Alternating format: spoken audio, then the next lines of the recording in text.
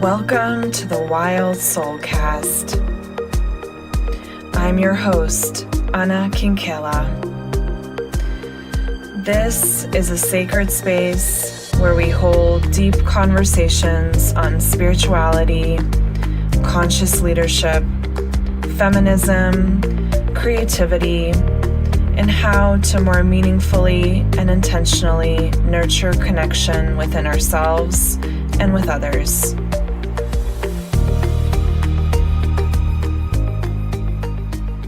Welcome to the very first episode of the Wild Soulcast. This is your host, Kinkela, and I am over the moon excited to begin this journey with you and to create sacred space for the deep conversations that I'll be diving into with other amazing women who are doing amazing things in the world. I wanted to start off the podcast and launch it with an episode 0 because I wanted to take a moment to introduce it and to really talk about what the podcast means to me and what this space means to me, and also what wildness means to me. I wanted to also take an opportunity to introduce myself. I know that there are some folks who are going to be coming into the podcast who've maybe followed me on Instagram and are somewhat familiar with my work, and others who might stumble upon the podcast and who don't know much about me or my work in the world. So I wanted to take a moment to also introduce myself and talk about that. When I decided to start a podcast, it was a huge growth edge for me. And so one of the things that I imagine this podcast being is really a representation of my growth, hopefully as well as yours. So I see podcasts as an opportunity for us to deepen together and to learn together, to get uncomfortable together, and to expand our horizons so that this podcast perhaps will look really different in a couple months' time. And so I'm eager to do the growing, I'm eager to do the stretching, and I'm eager to also hold a space for you all to be there with me in that container. So I'd love to talk to you about the intention of this podcast and what you can expect from it every single week. The podcast is really going to be a mixture of solocasts where I come on here by myself and talk about something that I've really been pondering for myself or in my business, something that shows up a lot for my clients or just for me personally. And I'll spend some time unpacking that and really diving deep into it. And this is really where I'd also love to hear from you, the listeners, about things that you would like to hear me talk about. In general, this podcast is going to be focused on spirituality, conscious leadership, and what that really means, feminism, creativity, with not just me, but also in conversation with unique and dynamic women who really strive to shift and change the dominant narrative, who are out there really affecting change and doing their soul work. In addition, one of the things that I really focus on in my work with women is shadow work. And it's something that I'm really passionate about, something I love guiding women through, because I truly believe that the more we can hold space for the discomfort, the mess, the things that we would rather not face inside of ourselves, the more we can wholly and completely accept and love ourselves and rise into our light and into the kind of leadership that we really envision for ourselves and the kind of leadership we want to see in the world. The more uncomfortable that we can be with some of the darkness, the more we will be able to embrace the light. So that is something that I will be talking about in the podcast and that I love talking about. So stay tuned for that.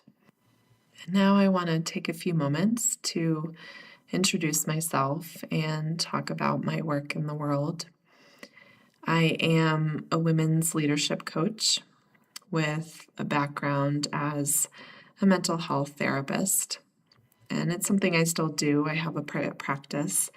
And I've focused most of my career on working with folks with trauma. And I really transitioned into being a women's spiritual leadership coach because it gave me so much space to be who I truly am, and also really to facilitate women's transformation into reclaiming the wildness within them, really embracing their mess and showing up boldly, truthfully, in an embodied way as themselves in their life and in their business. And the reason I shifted to this work is because finding my own wildness changed me really profoundly and shifted the course of my life. And so my mission really became in working with women and instilling and helping them raise into their own power and really reclaiming that part of them that has been lost for some time. And that is a common narrative that I see with women in general. Definitely a narrative that was true for me is that for many of us, we feel like this part of us that we know is there isn't being expressed fully. And perhaps you're living under certain belief structures and certain rules that were once taught to you that you are now performing, that you are now living out in your life, but that don't really sit with you, that don't really feel like they are a product of who you truly are. And so this question of what wildness is and what wildness feels like and means to you is really at the core of the work that I do. And naturally, when we're talking about really uncovering ourselves, unveiling our true selves, we're definitely talking about shadow work, because shadow work is the realm of the unconscious, the realm of all of the stories and things that we've heard throughout our lifetime that automatically and unconsciously plays out in our lives in some way. And by doing the work of really getting to know our shadow and really getting to know what that wild soul is about, you start to reclaim layer by layer, and you start to really stand in your embodied truth. This work can really help you stand in your power. This work can really help you be seen by others and by yourself. And this work can really help take what you know in your mind, what you know cognitively, and it can help you drop it into your body, drop it into your full expression and experience in your life and business. And so I work with women who really want to do that uncovering work, really want to do that deep soul work. And I also work with women who want to do it as a part of really helping them be themselves in their business and help them clarify their purpose and where they want to go and what that's going to look like. Because it's so easy for us to get caught up in our own stories when we're creating our own business and really get caught up in who we think we need to be in order to be X, Y, and Z, in order to be successful, in order to be happy, in order to be fulfilled. And so really being able to reclaim their wild core center and their voice and their power within that helps them transform what their business is about, how they show up in their business, and also it helps them shift their life into a different direction. So this is really deep, beautiful, uncomfortable soul work that is a huge passion for me. And so this podcast is going to be very much a reflection of that on many levels, and that we're going to be talking about things, tools that can really help you uncover some of those layers and peel back the layers that are stopping you or creating obstacles for you. And hopefully it will help define what wildness means to you, because we all have a unique definition of our own wildness, since we are all unique souls and unique beings. So it is a self-inquiry, it's a journey that we will all embark on together. I want to talk about the meaning of wildness to me, not necessarily what it means to me in my personal life or how I express that, but what I mean when I say wildness. And before I get into my definition of it, I would love to read 2 poems to you. And this is something that I am thinking about really interweaving into a lot of my podcasts, if not all of them, is poetry. Poetry has always been such a powerful tool for me to feel some of my feelings. And if you look at, any type of work of art, perhaps that's music for you, perhaps that's a painting for you. I think we all have our ways of feeling through someone else's experience. And so poetry for me has always had that role. There's something truly magical and powerful in the way that poems are made and created. So without further ado, I'm going to read the 2 poems. This is a poem from Pavana, and it goes like this. You will become a graveyard of all the women you once were, before you rise one morning, embraced by your own skin. You will swallow 1,000 different names before you taste the meaning held within your own. It's just beautiful. And I think for me at least, this encapsulates the meaning of wildness and what it means to uncover each layer of ourselves and wake up each morning really tasting a different meaning of who we truly are. So that's poem number 1.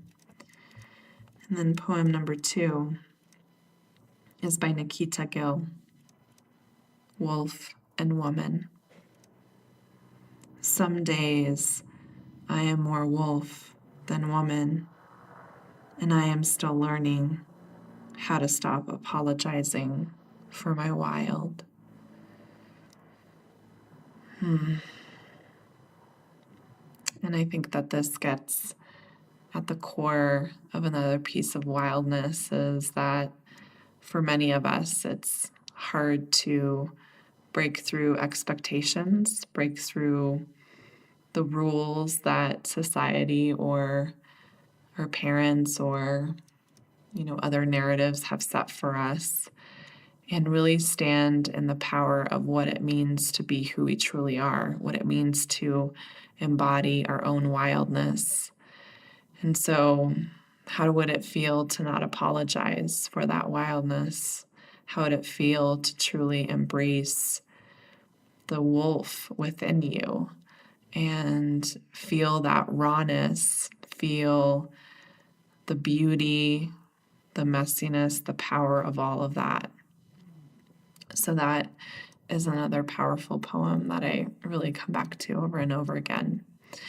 So I think these 2 poems are such a good introduction to talking about wildness and what that means to me and how I see it within my work. And that we are all of these beautiful, unique souls that come from a collective consciousness. And when we're born, we're this pure form of soul. And then over time, we learn things, right, from our family, from society, from friends. We have experiences. And all of that informs who we become. And not all of that is bad, right? And I would argue that none of that is bad. I think it's part of our journey. And also, along the way, what happens is we give away ourselves, we give away our power so that we fit into those narratives, especially when we talk about dominant narratives in society or dominant narratives in our family. Sometimes they fit us and sometimes they don't. But oftentimes, because we want to fit in, we want to be loved, we want to be accepted, we want to be respected, we decide to shape our lives and our directions in the way that society and family expect us to. And so at the end of the journey, or in the middle of the journey, or maybe at the very beginning of the journey, depending on how you look at it, you find yourself in a life or in a business or in a space in your life where you've assumed all of these narratives, all of these ways of being, without truly letting them sit with you and seeing if they fit you, if they land with you, if they feel good to you. And so I think that there's definitely a lot of fear, right, that surrounds us stepping out of dominant narratives, stepping out of dominant ways of being. And we can definitely see that in the way that, people are pressured or bullied to conform, whether it's what's the right way to be a woman, what's the right way to be a man, what's the right way to love someone, or who is the quote unquote right person to love, right? And so there are all these dominant narratives that play out, all of these ways of being that are accepted, and then all these other ways of being that are not. And so it really takes a lot of courage and bravery for us to step into that wildness and for us to look at those narratives and choose which ones fit us and which ones don't, which ones we really want to embody and which ones we want to let go of. And so at the core of it, wildness is about that unveiling. It's about that peeling away of the layers that are not serving us anymore. And wildness, to me, is also, how do we embody that soul, that pure soul within a human existence? And so we can all really strive for being spiritually enlightened and being spiritual beings, and all of that is a worthwhile and necessary journey. And what's also true for all of us is that we are all embedded within a human existence, within a human body. And whatever that human body is really shapes our experience of life and how we are able to live it. And so even though we have incredible power on the individual realm, there's incredible power in shifting our thoughts and beliefs, there is also the recognition that the narratives that society has created has definitely created more privilege for some and more spaces of struggle and discrimination for others, whether it's because of the color of your skin, your gender, your sexual orientation, your able-bodiedness, whatever that is for you. So wildness to me means grappling with, how do we practice being spiritual within a human body? How do we approach each day from a spiritual perspective, but still rooted in what it means to be human, what it means to be in this social context and in this time? Because it is a completely uncharted way of being for each one of us. Each one of us has such unique attributes, such unique things about ourselves and our experiences that really does equate to a specific form of wildness. And so how is it that we practice that? How is it that we can embody that and be both human and spiritual at the same time and deal with the mess of what that all comes with? So wildness by no means is you being this perfect version of yourself, this enlightened version of yourself. It means grappling with all that you are, the depth of who you are on the soul level, while being in the mess of what life can bring, the mess of what we cannot control, and also knowing what we can control. And I think control is definitely something that I will be diving into in one of the podcast episodes because it comes up so much for my clients, definitely comes up for me individually.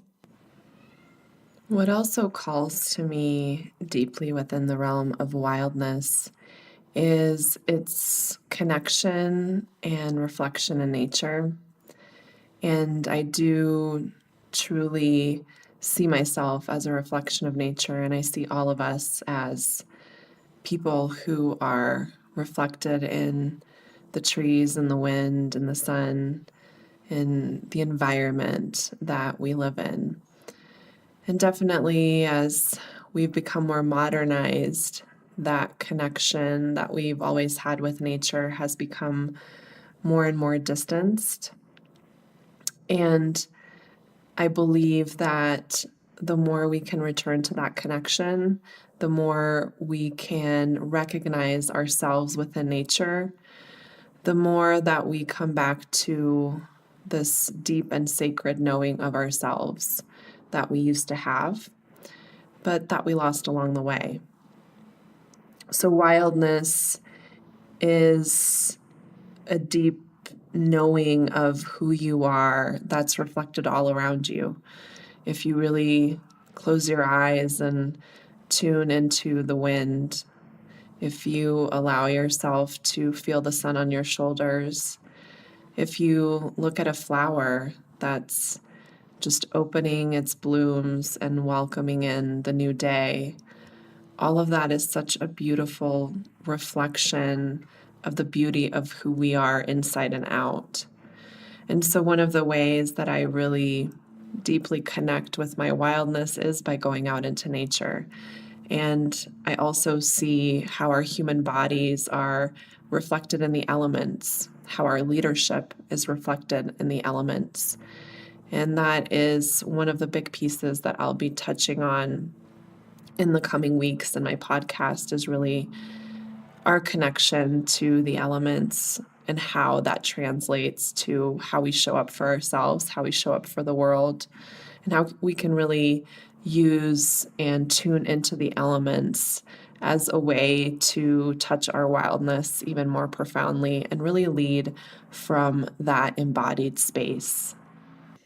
The other piece that I wanted to touch on is what I mean when I say leadership and why it's been important for me to really claim the name of women's leadership coach and what I do. And one of the unfortunate realities is that women aren't encouraged or taught to be leaders. And the dominant narrative in our society has never centered women within leadership roles. And that tide is definitely, I think, turning little by little. I'm seeing women going into leadership roles more. I'm seeing children being taught a different narrative that I hope will continue to spread and shift the tides. But I know for me, growing up, I never really thought of myself as a leader, or that opportunity never seemed open to me.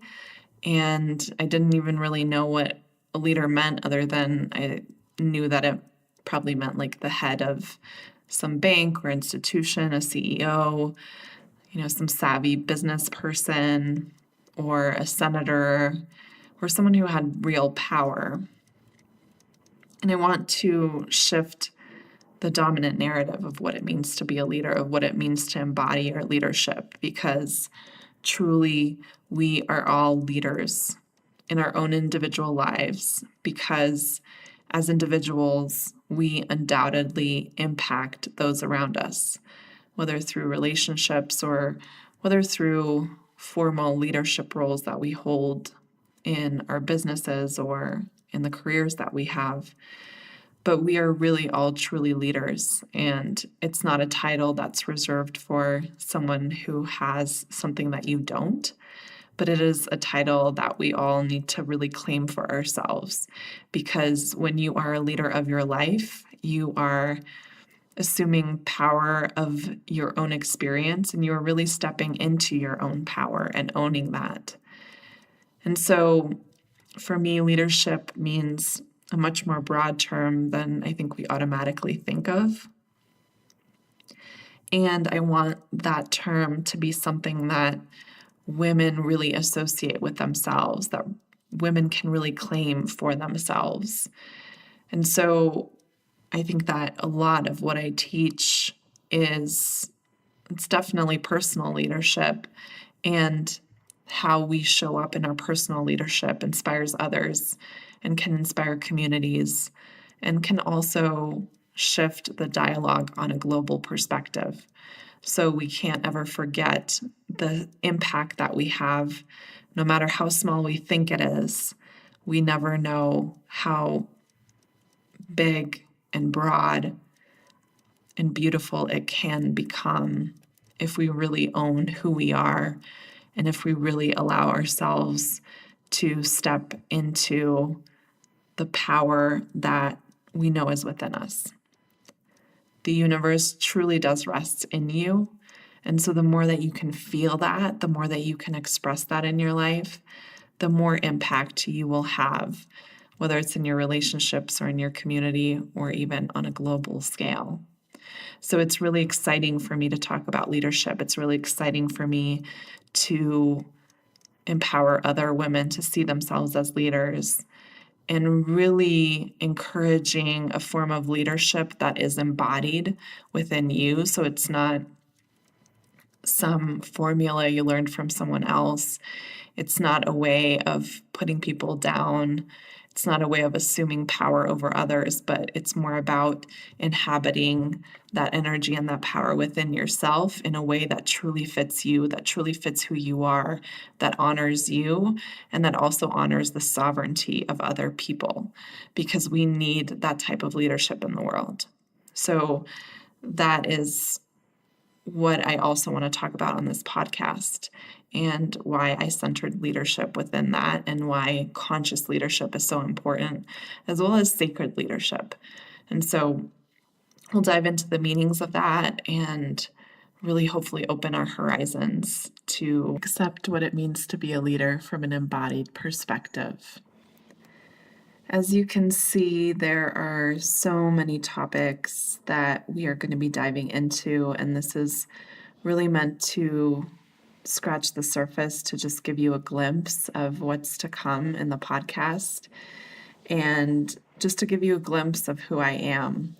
As we unravel through the podcast, you'll also get personal stories from my world, because I deeply believe that everyone has a story that they can share that can help inspire others. So my hope is that my story will inspire you, and my deep desire is that the stories that you hear of other women who come onto the show can also inspire you and really help you explore and become curious in different directions on different things, as well as just curious on deeper levels within your own self, within your own self-inquiry. Be sure to join me next week for a beautiful conversation with an amazing woman, and check out any of the links that I have in the show notes if you want to learn more about me or what I do. You can check out my Instagram and my website. And also, if you feel called to join my Facebook community, the link is in the comments. I can't wait to see you all here next time, and until then, have a beautiful week ahead.